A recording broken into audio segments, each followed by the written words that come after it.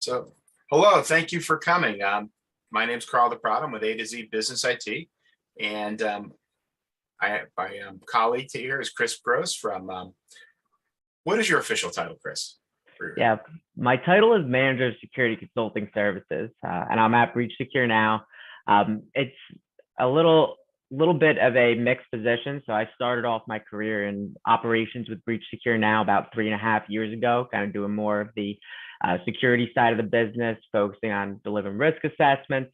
In the past year, I've been really working on building out our tools and helping our partners to show risk to their clients and show what the actual threat landscape is out there in the industry. So that's really been my focus and kind of what I do now as a manager of security consulting.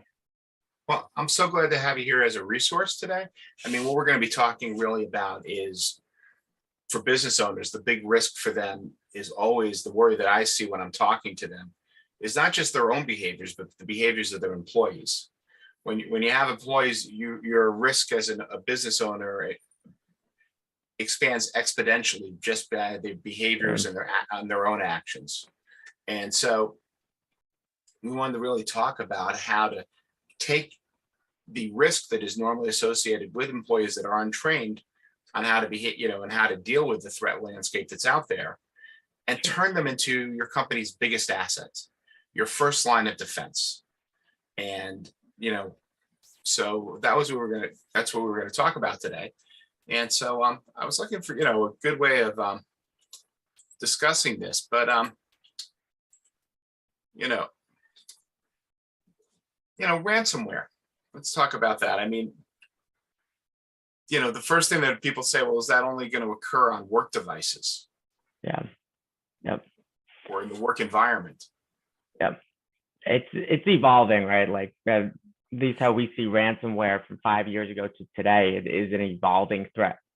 Now, this is not something that's just going to happen on one device in your organization. Maybe you have somebody that goes to a website, malicious website, downloads a virus. That virus could be ransomware, right? Or it could be that they're clicking on an email, but this could be on any device. And the thing is that a lot of times this ransomware moves laterally. So if you have network devices, if you're in your office and say one person's computer gets it, it's possible that that's going to move to their neighbor's computer, your entire network, possibly, say it's a healthcare environment, your EMR or any kind of network servers that you have, that could be moved. You can go into your SaaSes as well, Yep. your email services, your all your Salesforce and all those different type of applications. And it doesn't even have to come from your desktop. It can come from your phone. Clicking on a wrong link on an email can proceed to trigger the whole event that can proceed to create this compromise that the bad guys can exploit. It's funny. I was just thinking, I was having I just had a moment there. I was thinking that, with the in the world of ransomware, that it is the last thing that a business owner will see in the middle of a breach. I just had to remind myself, I was talking to a client, about the fact that if you get the ransomware, it probably means that they have been in your system for quite a while, exploiting all the other resources that can be done inside of your system. They're really harvesting your business data. They're learning it used to be they just put ransomware out, but now what they're looking at is the quality of the data, all of the different all the different locations that they can proceed to exploit the data outside of your touch point. And by doing that, what they might sell to the dark web, to other services. And when they finally have figured that they've gotten as much as they can, that's when they say, hey, we're going to do ransomware. Because at that point, then the client is being notified that that they're being breached. But before that, they're like, it's that silent partner you had that just had access to your business, was able to go in and out and take what they wanted. Now they're basically, what was I going to say? What was that movie? Joe Pesci and Robert De Niro, Wise Guys, Goodfellas. in Yeah, which yeah. they bought the restaurant, and they became a partner, and they took everything out of the wine, the liquor, and then the last thing they did was they burnt it to the ground. Yeah. And that's Yep. kind of what goes on when you hit the ransomware. At that point, that's where you are. They Yep. basically created a fire sale. It's funny that you bring that up of where it starts and the initial access of it. I was just talking to a colleague about this the other day, and what that's initially called an identity access broker. So a lot of the times, the first entry into your network is from, maybe it's a password that gets exposed in the dark web. They test that password out on one of your computers, on one of your systems, right? It's probably going to be one of the cloud systems, right? So it could be your email, it could be your EMR, it could be your CRM, whatever that is, but they're testing out the email and passwords that they found online. They're testing it out on that system, and they're seeing if they can get in. Once they get access, though, they're going to keep that access for a long time, and they could be taking data from that system. They could as well be taking, information about what other devices is connected to that, or what other systems they can get access to. And the whole goal is, in the end, they're going to actually sell that. They're going to sell the actual access to somebody else who will eventually launch the ransomware. So it's almost like a crime family, right? It actually is. You have the identity access broker getting the initial access. They're not the ones launching the ransomware. They're the ones selling that access to somebody else to do whatever they want with it, whether that's stealing data or launching ransomware. So it really is a whole network of people working against, unfortunately, working against companies that are, just doing their work. So Doing the very work, and they're interesting. trying to get by, and they're trying to budget out. They're looking at this, and it's like Yeah. every business, they're counting all their pennies. They're trying, we want to maximize our profits so we can grow, and we can proceed to have a strong, stable business. But at the same time, these guys, this whole situation, this threat landscape, really threatens that whole environment that people are spending their entire lives building.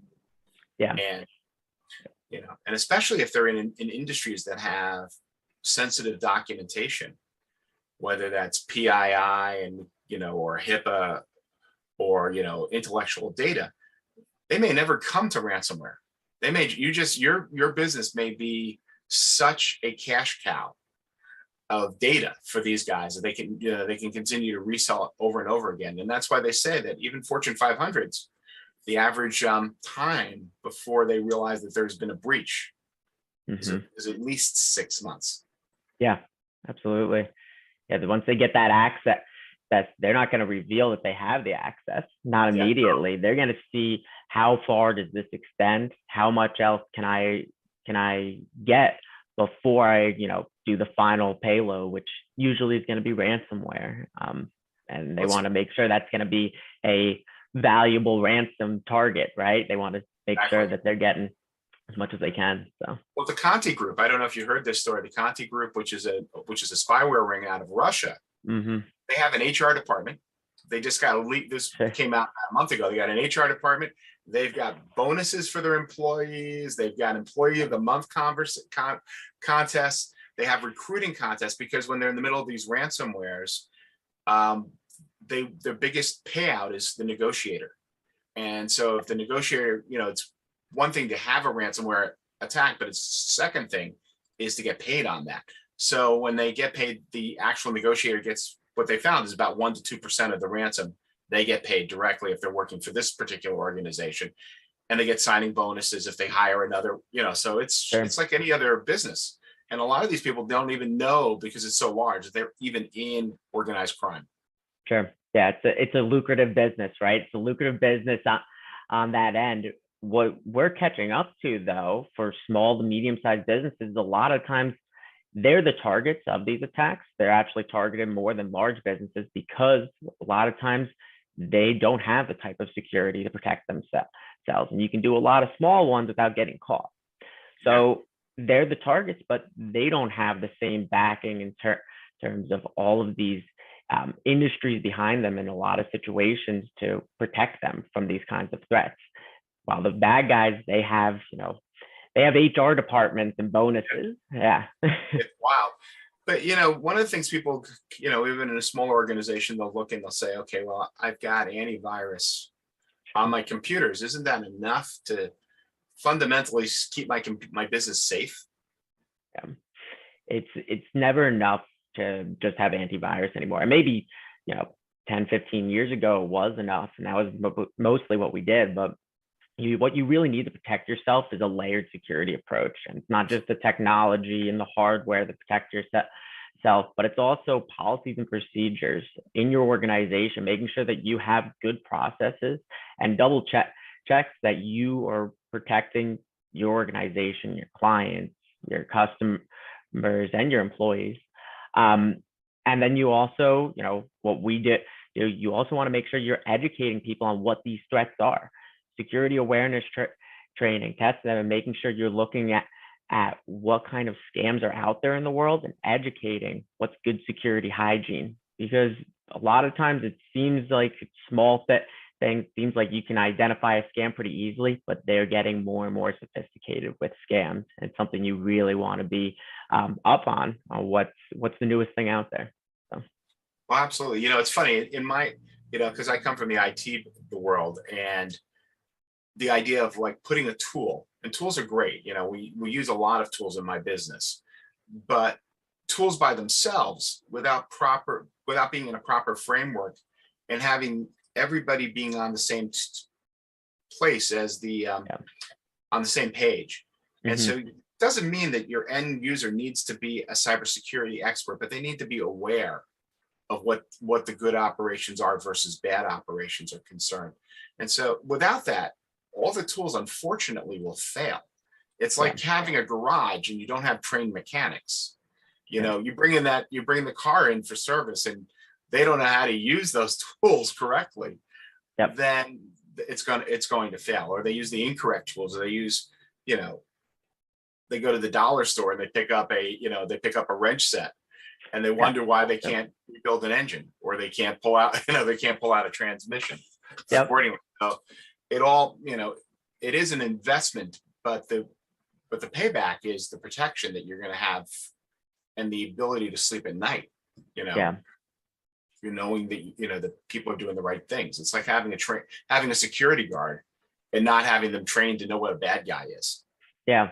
Well, how I always look at it, I look at it like a house, right? Is you have all the technology, which are like locks on your front door, and you can have the best security and you can have cameras on that front door. But if you have somebody that's leaving the window open in the kitchen, right? Window's wide open, somebody's going to get through that window. And a lot of times the windows, unfortunately, are, staff, employees just falling for scams and falling for some of the tricks that are out there. So keeping that window closed and locked is really important. Or even if you have to open that window at times, that, okay, I don't leave it open all the time. There may be a reason that you need to have an opening at one point. Ideally a perfectly secured system. It's really tricky to work inside of such an environment. But, so that's where sometimes people make allowances to get productivity done. But without having the staff trained on when, to know that, okay, we're in an environment where I need to be extra careful. It's just like you're in an operating room and you open up the patient. Well, you want to make sure everybody's sterilized, and you want to make sure that, everybody's following the same procedure. So you can have that window open on a hot day to get some air in. You want to make sure it's closed when nobody's there or nobody can monitor that accordingly. In some places, keep that window, and knowing that window being open is something that needs consideration. Absolutely. What was I going to say? One of the big things that we also have is like, when staff, I always say now it's not a matter of if, it's when you're going to get an incident, when you're going to get breached. And now, or when you're becoming aware. And so one of the things that, and we talk about this going back to policies and training, is like, what does a staff do when they've just realized that either they've made a mistake, they got scammed, they gave somebody's credentials, they realized, oh wait, I wasn't supposed to click on that. Or, and what they would do, how they should handle that accordingly. The old thing of like, if I just put my head down, nobody will notice it. Well, it can cause a bigger problem. You want to have a plan, and that's all levels of the business. And whether that's if you're the employee that made a mistake, you should be the one that's telling your manager. That's the first step. As always, it's better to respond as fast as possible. So definitely you want to tell your manager, but from a leadership perspective and from what are we going to do next as an organization, you want to have a plan on what the next steps are for the organization to respond to this incident. A lot of the times you might need outside resources. So you might need third-party resources to help determine, what was the impact, how far did this go in your organization. For if you're a healthcare organization, if you're finance and you have some compliance issues, you want to be able to have forensics and be able to look at how far did this go in my organization to see what was compromised, right? You want to be able to have a potentially a breach coach and somebody who's going to be able to help negotiate with these cyber criminals, which is a thing, and most people don't know this, but you can actually negotiate the ransom down a little bit, or figure out, am I going to actually pay this ransom or not? You want professionals to help you out in that situation. Yeah, no, you need this is part of even having good cyber insurance in place. It absolutely is. And most cyber insurance providers actually have those professional resources on hand for you. So if you have a breach, you can contact your cyber insurance provider and they have those professional resources, a breach coach, privacy, legal help from the compliance aspect, incident response, forensics, all of that they'll have on hand. So it's a great resource beyond just the financial, protection that cyber insurance would give you. So. Yeah. I mean, and at the end of the day, you also, insurance is great, but you also want to have doing your due diligence. Yeah. It's like having insurance and then going to the bar and having 3 drinks. Well, yeah, they cover the accident? Yeah, but your rates are going to change. Yeah. And what gets covered and what doesn't. They may at one point, we're seeing this more where the agents will actually sign off on something to sell the policy. And unfortunately, because the business owner didn't know what to do with the other, and even the IT provider didn't know what they were signing into. At the end, when they come for a claim, and the average claim it's crazy. It's almost $1 million now, is what they're looking at. At that point, that's when the insurance company is looking at, do I have to make this claim? Do I have to pay this? Did they do everything? Because when they pay out $1 million, they want to make sure that they've cut that the insured has done everything they could do, or they should have done appropriately, in there. But together, when they work correctly, when you have them, it becomes a good match. Yep. I was going to talk, one of the biggest ways that people say, well, how do you get breached? And, it's in email. And, in phishing or spoofing and stuff like that, is testing good? What's your feelings about making sure that the staff is aware and the end users know? Yeah, I put it in as plain language with the clients that I work with as possible. These are scams, right? It's tricking people in some way, shape, or form. And phishing, it's just a way of saying it's a scam in an email, trying to get you to either give some information, trying to get you to reveal something about yourself, trying to get you to click on a link and download an attachment. It's a scam, right? You're tricking them. So you want as much as possible to educate your staff on what those scams are, test them and see, do you have any weaknesses in that regard? It's just like testing your systems and seeing, can I restore my systems? Can I do a penetration or vulnerability scan? Is there any holes in my systems? The same thing when it comes to testing your staff as well. Yeah, it's not just email anymore. Now it's text messages. We call it smishing. And, or on social media, there's doing the same thing because you can message in there. And at the same, so it's always trying to figure out the validity of who's sending you that message. Yeah, it's phone scams too, right? Phone scams never went away. No. They just got better. They're not asking if your refrigerator's running anymore, right? They're asking, they're very sophisticated scams of, they know information about you and they're going to use that information to try to get you to do something. It's not just a random caller. It's somebody that knows who you are and who they're calling, which is well, that's a big thing. Well, this is why your data and your PII information is so critical, because if they get your email services, there have been documented stories of them once they're in your email systems and they start to know what your relationships are. Or in the, they proceed to say, okay, well, this goes back about 10 years ago. I was called in on a guy who was a chiropractor who had, was using Yahoo email, just straight, Dr. Blanket Yahoo. And they broke into his account. They sat there forever looking at his email. I don't know how long they sat there, honestly, because, it's a free account and, there's not a lot of auditing that's going on in Yahoo. But what they figured out was he was part of a charity. He was raising money for this, Doctors Without Borders type of thing. And so what they did was one morning, they locked him out of his own account. They sent an email saying that because they knew he traveled, and they said, hey, I'm in the Philippines and I've lost my wallet. And I don't have anything. Can you please wire me here? And then you're like, well, the emails would have had to come back to Yahoo, but no, the reply email was going to another source. Yep. And, it took about a day to get everything cleared, to find those emails to contact. We contacted the people that were there on that list. We warned them that there were people who actually gave money, because they knew this guy. And this was a relationship. I've heard of other stories with the same type of methodology where they'll say, oh, your kid is kidnapped, really frightening stuff. And if you don't pay us, or they're arrested. And if you don't give us money right now, and it's always with a time limit. One of the things we could just say about a scam is it always has a time limit, or it always has some unique hoops that you have to jump through in order to execute this. And, and this is real money. This is people's lives. And in the middle of it, they're stressing out. If somebody pretends to be from one of these, these guys are not, just because they're working in computers doesn't mean that these guys are not really, or gals are not really nefarious and really bloodthirsty. It's urgency, right? And it's because they know that urgency, any kind of urgency, is going to trigger an emotional response in you to maybe not think as clearly as you would normally do if you're just doing your day-to-day processes.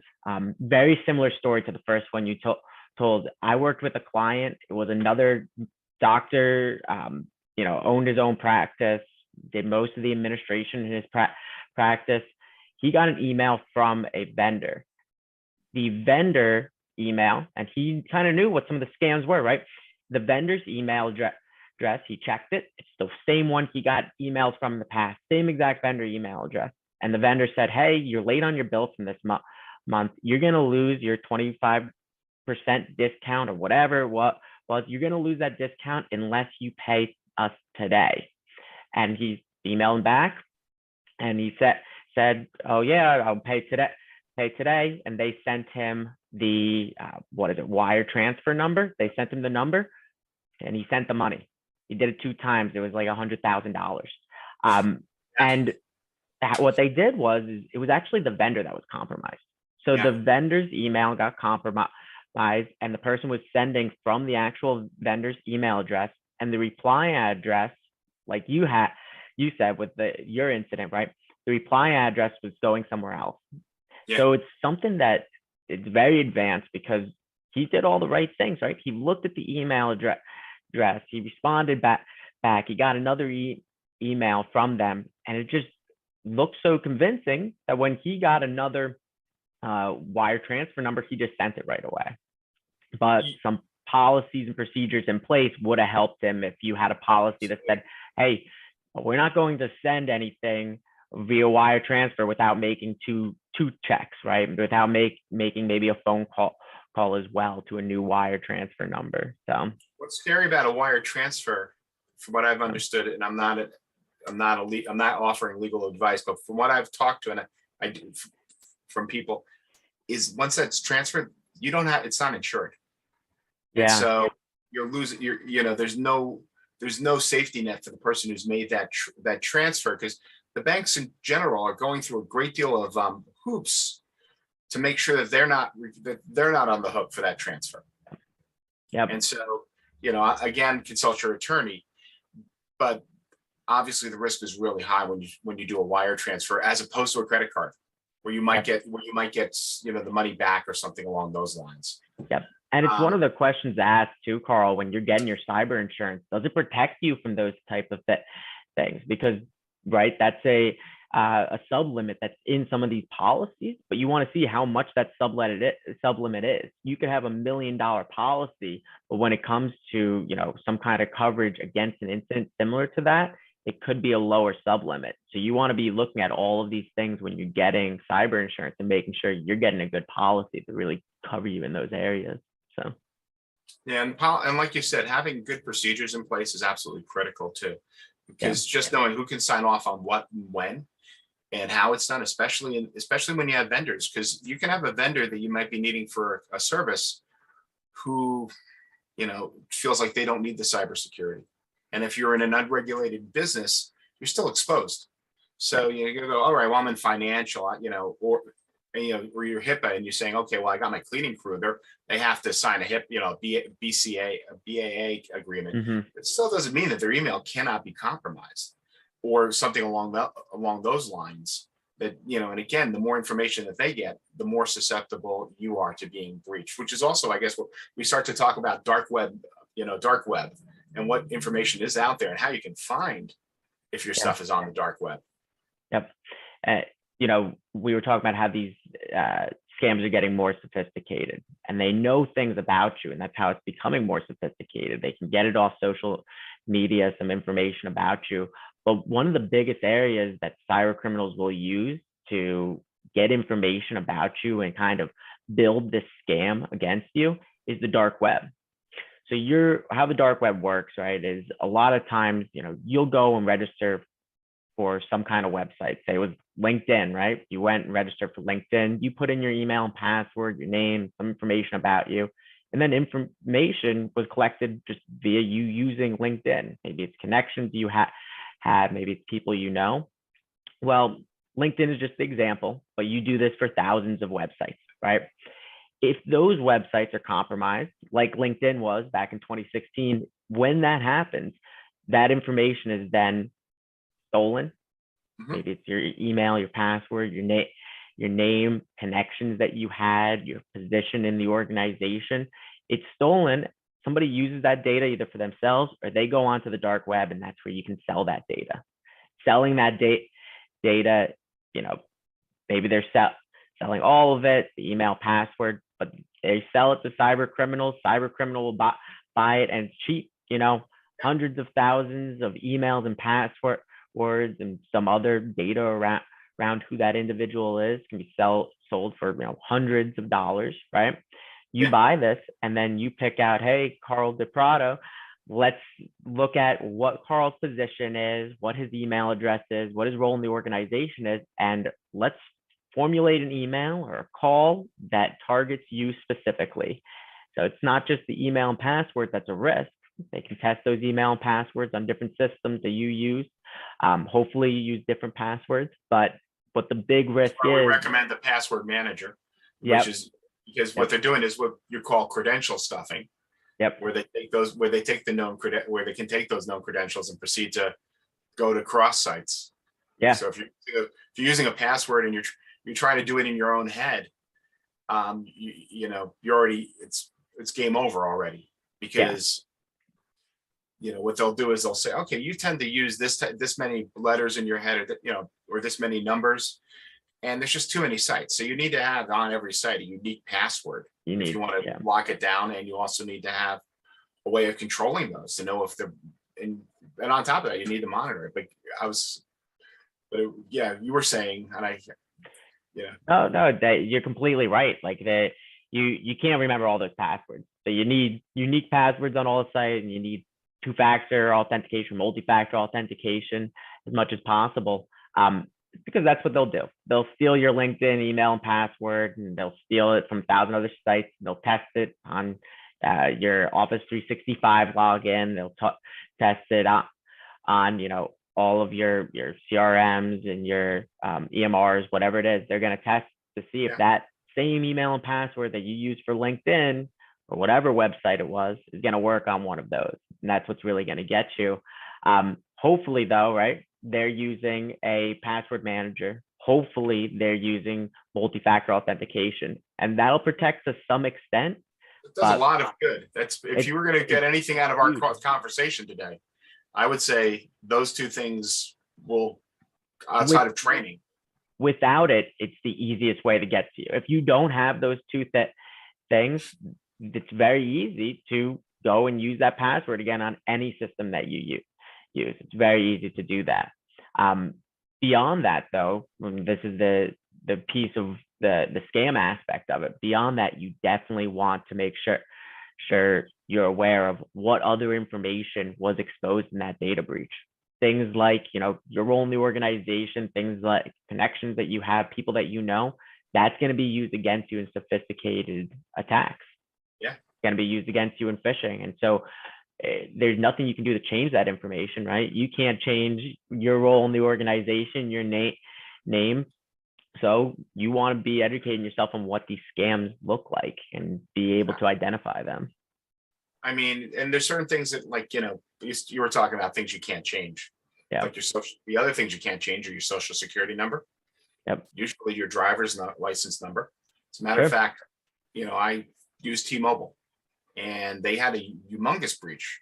Now I say humongous, I think it was like a couple 100 million or something. The numbers are staggering. And so, this is another tip for you. If you feel like you've been in a breach like that, you should go to all the credit reporting agencies and freeze your credit reports, so that you can put a freeze on them. And it doesn't mean you can't use your credit, but nobody can run your credit while those freezes are there.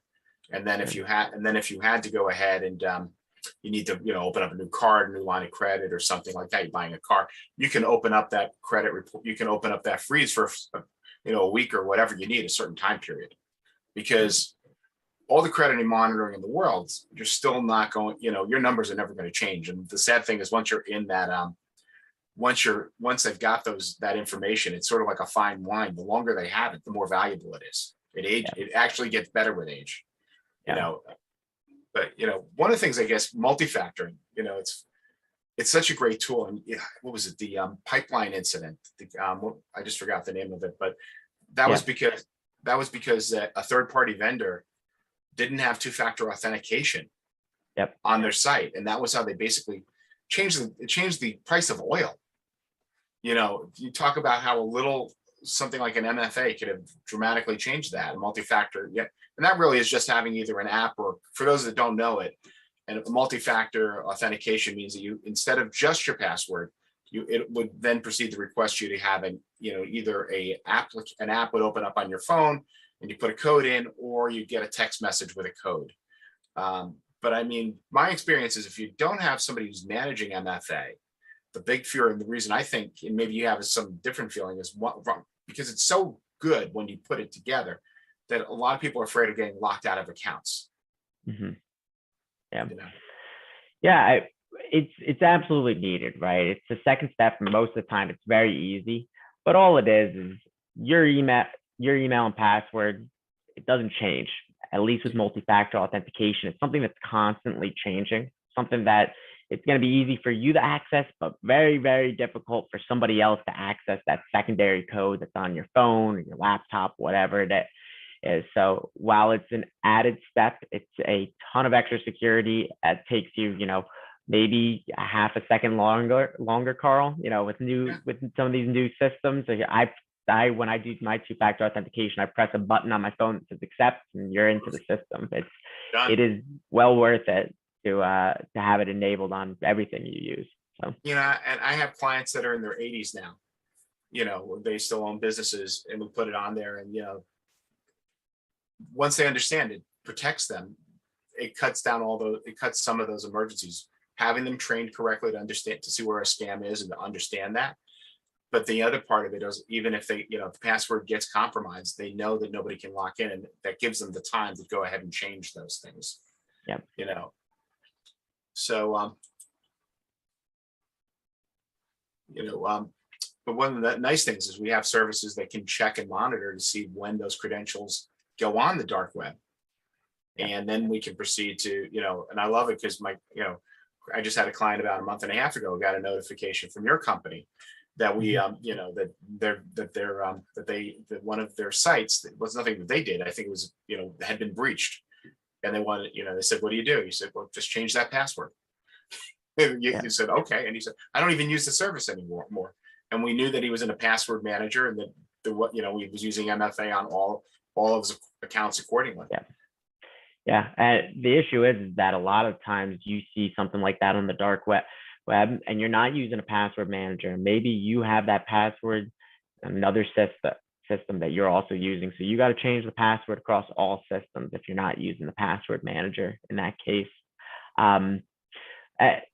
Just to go back to what I was saying before as well, right? The dark web data breaches, it is as easy as when you see it, make sure you go change your password, and that's going to alleviate most of the immediate risk to you.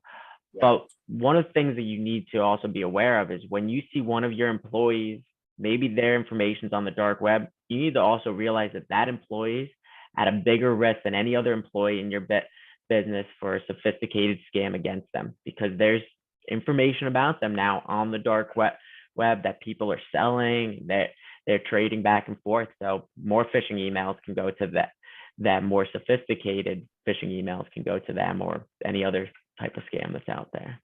Well, I think one of the things we wanted to offer today to the people who are visiting and the people who are watching this video, because you're talking about not just yourself doing, the thing is, we're all in this together.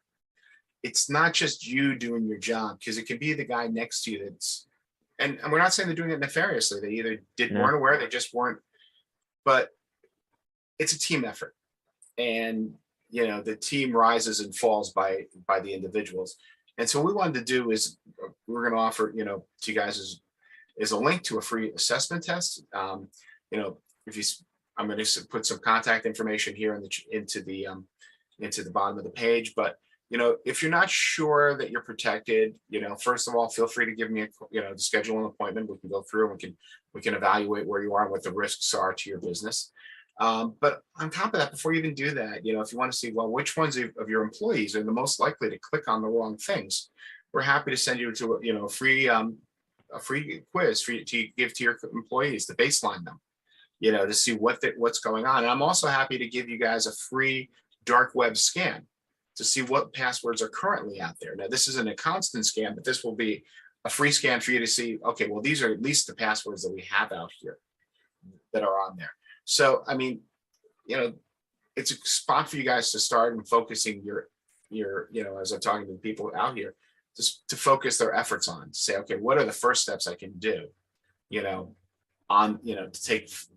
take action, which is always the hardest part. It's just to get out there and take action. Yeah, absolutely. And, the first thing is knowing what kind of exposures in your organization. So go figure that out. And it's a great tool that you're offering there, Carl. Okay. Well, Chris, I appreciate the time you spent with us today. And it's been a great talk. I think we could go for quite a while longer on this, because unfortunately, there's so many different ways, it's so much that it's a pretty broad topic that we're talking about here. But, I hope everybody gets from this is, again, training, and which is not that hard to get done. I mean, when we do an average, we do online trainings, and they're about 45 minutes to get somebody up to speed. We're not talking about we're not talking they have to go back to school, and it's self-paced. And then, what we do is refreshers, where we're sending something so that they're top of mind, and some training that maybe takes 5 to 10 minutes a week, tops. And that's really on the extreme side, because once they get the idea that they go through, it's just really it's just to reinforce a habit, until it becomes just a behavior. So, I'm grateful for you guys. What you guys have done at Breach Secure now. And, and I thank you for your time today. Yeah, Carl. Yeah, thank you. And thank you, everybody else. And definitely we should do this again sometime. So. Absolutely. All right. Thank you. Great. Thanks.